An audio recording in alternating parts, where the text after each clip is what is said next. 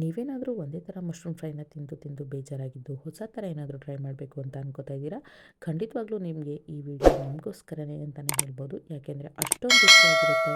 ಬ್ಯಾಚುಲರ್ಸ್ಗಂತೂ ತುಂಬಾ ಈಸಿಯಾಗಿ prepare ಮಾಡ್ಕೊಂಬಿಡ್ಬೋದು.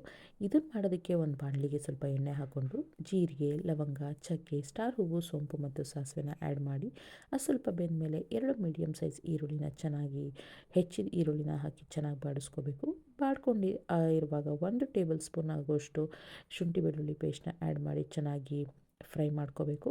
So ಚೆನ್ನಾಗಿ ಈರುಳ್ಳಿ ಮತ್ತು ಶುಂಠಿ ಬೆಳ್ಳುಳ್ಳಿ ಪೇಸ್ಟ್ ಫ್ರೈ ಆದಮೇಲೆ ಅದಕ್ಕೆ ಹೆಚ್ಚಿದಂತಹ 2 ಟೊಮ್ಯಾಟೋನ ಆ್ಯಡ್ ಮಾಡ್ಕೊಬೇಕು. ಸ್ವಲ್ಪ ಉಪ್ಪು ಹಾಕಿದ್ರೆ ಉಪ್ಪು ಮತ್ತು ಟೊಮ್ಯಾಟೊ ಮತ್ತು ಈರುಳ್ಳಿ ಚೆನ್ನಾಗಿ ಬೆಂದ್ಕೊಳ್ಳುತ್ತೆ. ಅದು ಎರಡೂ ಚೆನ್ನಾಗಿ ಬೆಂದಾದ ನಂತರ ಸ್ವಲ್ಪ ಲಿಡ್ ಕ್ಲೋಸ್ ಮಾಡಿ ಚೆನ್ನಾಗಿ ಸ್ವಲ್ಪ ಬೇಯಿಸ್ಕೋಬೇಕು.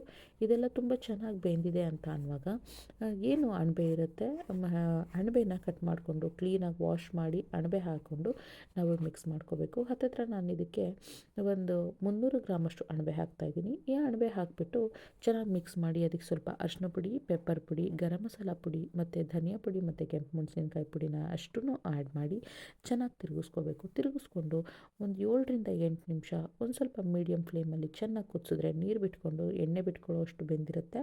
ಇದನ್ನು ಬಿಟ್ಕೊಂಡಿರೋದಂಥದ್ದನ್ನು ನೋಡಿದರೆ ನೋಡಿ ಈ ರೀತಿ ಚೆನ್ನಾಗಿ ಬೆಂದ್ಕೊಂಡಿರುತ್ತೆ. ಚೆನ್ನಾಗಿ ತಿರುಗಿಸಿ ರುಚಿಗೆ ತಕ್ಕಷ್ಟು ಉಪ್ಪನ್ನ ಆ್ಯಡ್ ಮಾಡಿ ಸರ್ವ್ ಮಾಡಿದ್ರೆ ಕಂಪ್ಲೀಟಾಗಿ ನಮಗೆ ಅಣಬೆ ಫ್ರೈ ರೆಡಿ ಆಯಿತು.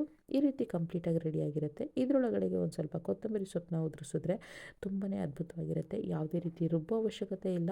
ಟೈಮೇ ಇಲ್ಲ ಅಂತ ಅಂದರೆ ವಿತಿನ್ 10 to 15 ಮಿನಿಟ್ಸ್ ಒಳಗಡೆ ಕಂಪ್ಲೀಟಾಗಿ ನೀವು ಅಡುಗೆನೇ ಮಾಡಿಕೊಂಡು ಡೆಲಿಷಿಯಸ್ ಆಗಿ ತಿನ್ಬೋದು. ಅಣಬೆ ಅಂತೂ ತುಂಬಾ ಪ್ರೋಟೀನ್ ಯುಕ್ತ ಆಹಾರ. ಸೊ ಹಾಗಾಗಿ ವಾರದಲ್ಲಿ 1ರಿಂದ 2 ಸತಿ ಬಳಸೋದು ತುಂಬಾ ಒಳ್ಳೆಯದು. ಐ ಹೋಪ್ ನಿಮಗೆ ಈ ವಿಡಿಯೋ ಇಷ್ಟ ಆಗಿದೆ ಮತ್ತು ತುಂಬ ಲೈಕ್ ಆಗಿದೆ ಅಂತ ಅಂದ್ಕೊತೀನಿ. ಇಷ್ಟ ಆಗಿದರೆ ಪ್ಲೀಸ್ ಒಂದು ಲೈಕ್ ಮಾಡಿ, ಶೇರ್ ಮಾಡಿ, ಸಬ್ಸ್ಕ್ರೈಬ್ ಮಾಡ್ಕೊಳ್ಳಿ. ನೆಕ್ಸ್ಟ್ ವಿಡಿಯೋದಲ್ಲಿ ಸಿಗೋಣ. Thank you so much.